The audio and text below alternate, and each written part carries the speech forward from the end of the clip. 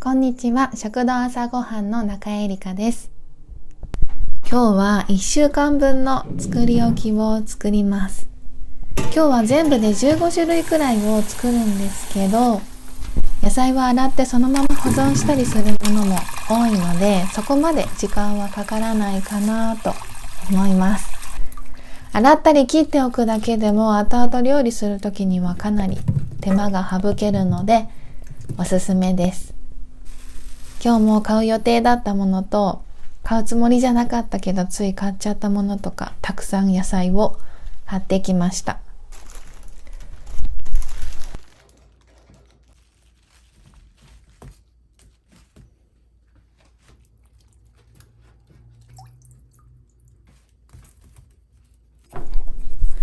オクラは板ずりする代わりにこんな風にネットに入れたまま塩で揉むととっても楽です。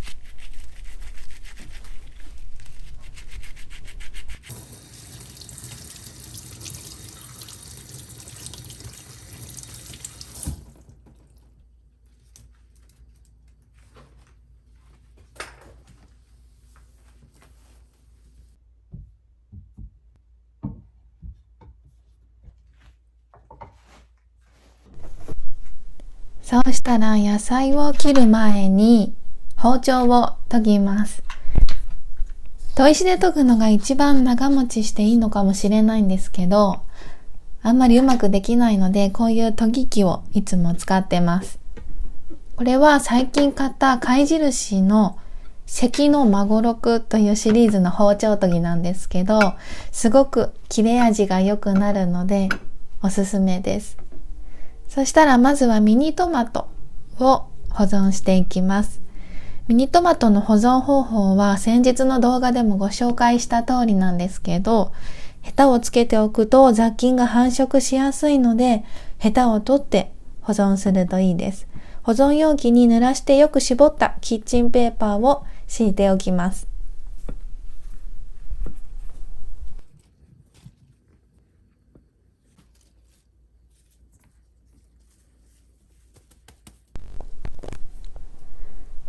そして次はしそとみょうがの薬味セットです。同じように濡らしてよく水気を絞ったキッチンペーパーを保存容器に敷いておきます。しそとみょうがは薬味として一緒に使うことが多いので、こうやって一緒に保存しておきます。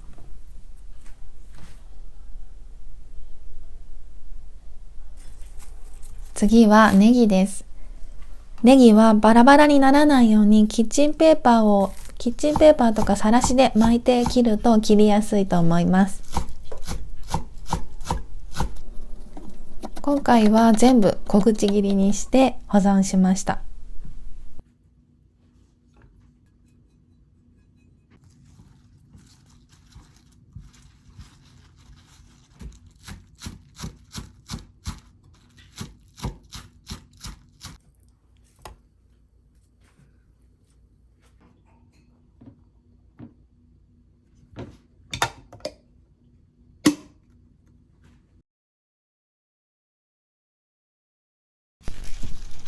次はニラです。ニラは切ってから冷凍で保存します。ニラは冷凍してもあんまり食感も変わらないので、冷凍保存がとってもおすすめです。冷凍してもくっつかずにパラパラのままで取り出しやすいです。今日は2束買ってきたんですけど、1.5 束は冷凍保存して、残りは後で使います。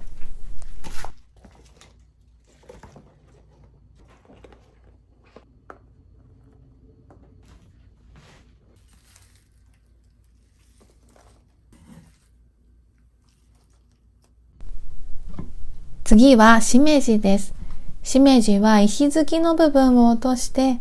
ほぐします。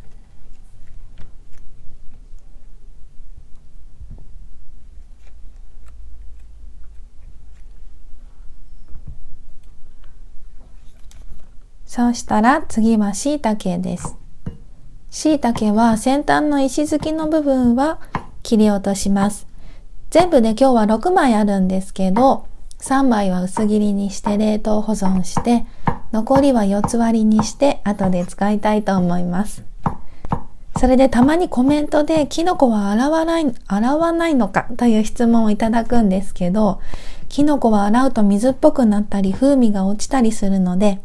洗わなくて大丈夫です。それでも汚れが気になるときは、濡らしたキッチンペーパーなどで拭き取るといいと思います。そしたら舞茸もほぐしておきます。舞茸は基本的に石突きがないものが多くて、全部食べられます。あとは保存袋にキノコを詰めます。入れすぎるとくっついて取り出しにくくなるので、詰め込みすぎないようにします。で、残りのキノコは後で使います。そして今日はスーパーでスプラウト系の野菜が安売りしていたので、サラダセロリとマスタードのスプラウトも買ってきました。スプラウトは新芽のことなんですけど、マスタードスプラウトはマスタードの新芽です。植物は発芽するときにたくさんの栄養素を合成するので、スプラウトは栄養価が成熟した野菜よりも高いものが多いです。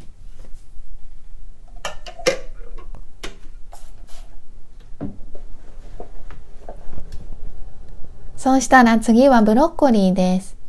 ブロッコリーは小房に切り分けて、軸の部分は皮を厚めに剥いて短冊切りにします。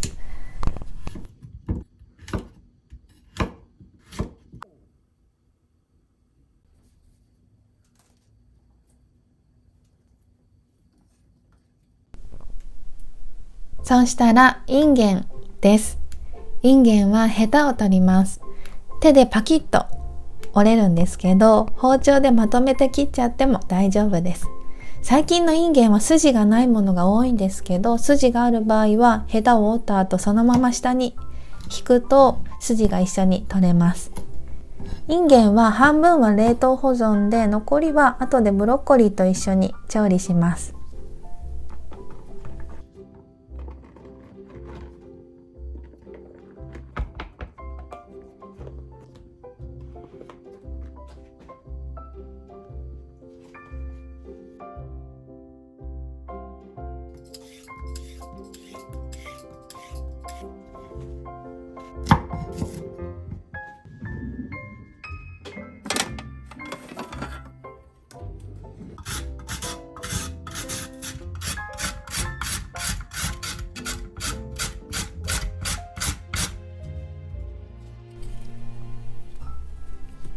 それで先日の動画でも紹介したんですけど、オクラを生のまま冷凍すると茹でたような感じになってそのまま食べられるので、とっても便利です。娘がオクラが好きでよく食べるので、今日も冷凍でストックしておこうと思います。ガの周りの硬い部分を包丁で剥いてから薄切りにしていきます。茹でないで食べられるので、水溶性要素の損失も少なくなるかなと思います。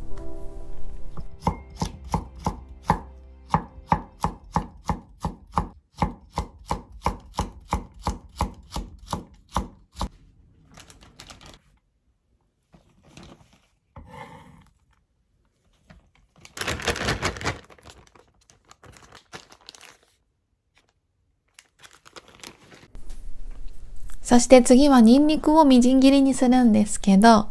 まず皮を剥きやすくするために電子レンジで10秒から20秒ぐらい加熱します。最近やってなかったんですけど、やっぱりみじん切りにして冷凍しておくととっても便利なので、今日はちゃんとやっておこうと思います。そしてみじん切りするのはこのブンブンチョッパーっていうのを使うんですけど、最近買ってからかなり便利に使っているものです。とっても便利です。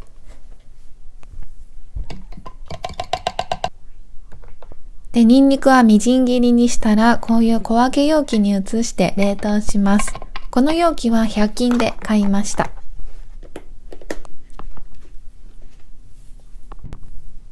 続いて生姜もみじん切りにします。生姜は皮も栄養豊富なのでそのまま使います。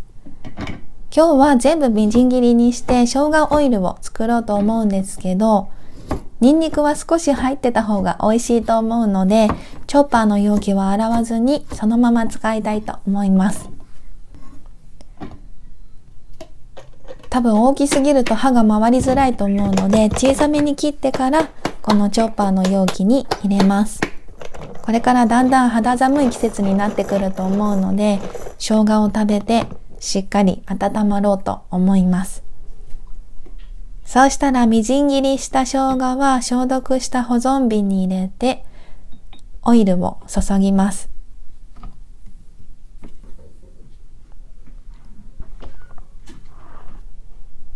オイルは今日は菜種油を使ってるんですけど、オリーブオイルとかごま油とか普通のサラダ油でも大丈夫です。ちなみにエキストラバージンなどの精製度の低いオリーブオイルだと冷蔵庫で冷えると固まりやすいので、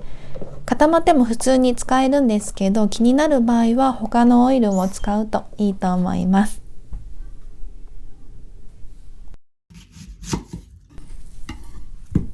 そして玉ねぎは薄切りにします。玉ねぎもいつもいっぺんに切ってストックしておくことが多いんですけど、今日はちょっと疲れてきたので、今使う分だけ切りたいと思います。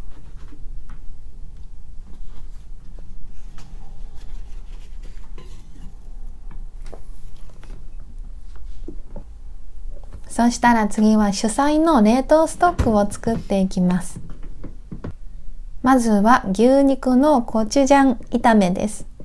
まず牛肉の切り落とし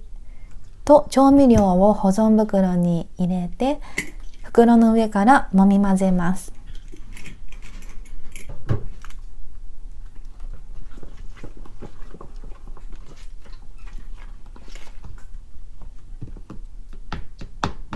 そうしたらその上に野菜を入れます。野菜はさっき切っておいた玉ねぎと人参とニラです。ニンニクは本当は別の料理に入れる予定だったんですけど、間違えて入れちゃいました。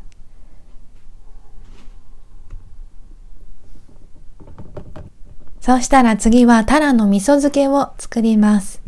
味噌とみりんを入れて混ぜてから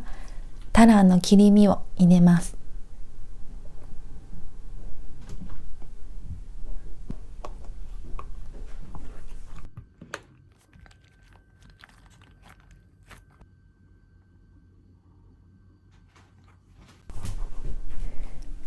そうしたら次は鶏胸肉です。鶏胸肉は一口大に切って醤油とみりんを揉み込みます。今日は本当はマヨネーズも一緒に入れるはずだったんですけど、あいにく切らしていたのを忘れてて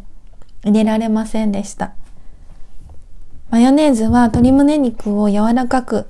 ジューシーにする効果があるので、ぜひ家にマヨネーズがある方はよかったらやってみてください。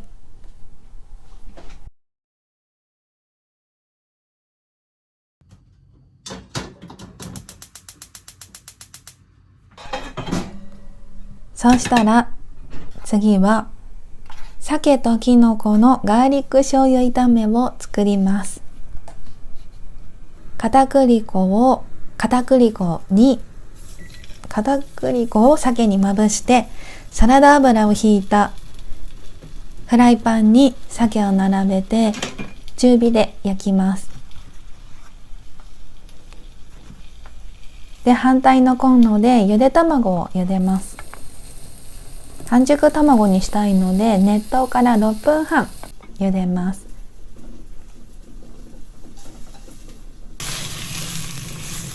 そして鮭が片面焼けたらひっくり返して空いているところにさっきのきのこを入れます。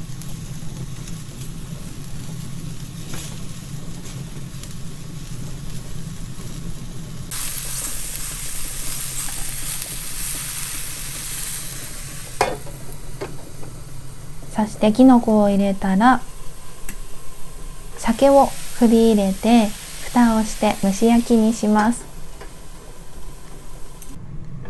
そして3分ほどして火が通ったら調味料を加えて絡めます。この時鮭がとても崩れやすいので気をつけてください。今日はそのまま丸ごと鮭の切り身を使ったんですけど、食べやすい大きさに切ってから焼いてもいいと思います。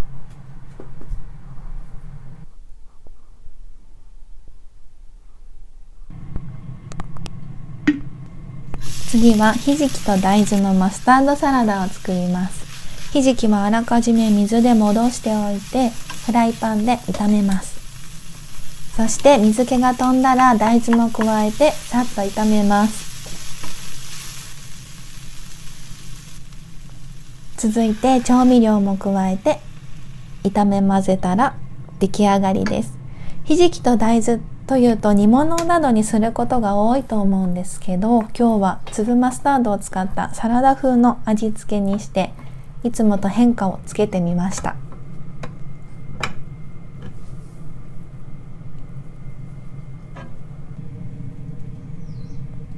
あとはブロッコリーとインゲンの塩麹蒸しを作ります。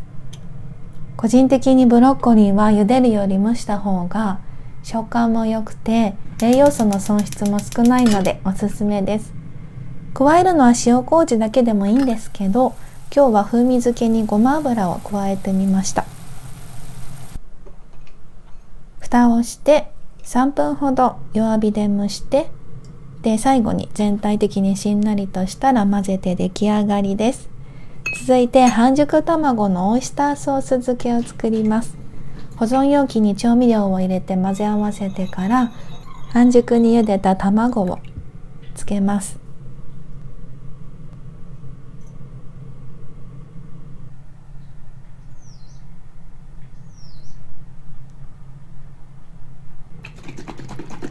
最後は鶏そぼろを作りたいんですけど、焼肉のタレが冷蔵庫に余っていたのでこれを使いました。耐熱容器に鶏ひき肉と焼肉のタレを入れて箸で混ぜて電子レンジで1分半加熱して混ぜてからまた1分半電子レンジで加熱します。最後にそぼろ状になるように箸でよく混ぜて出来上がりです。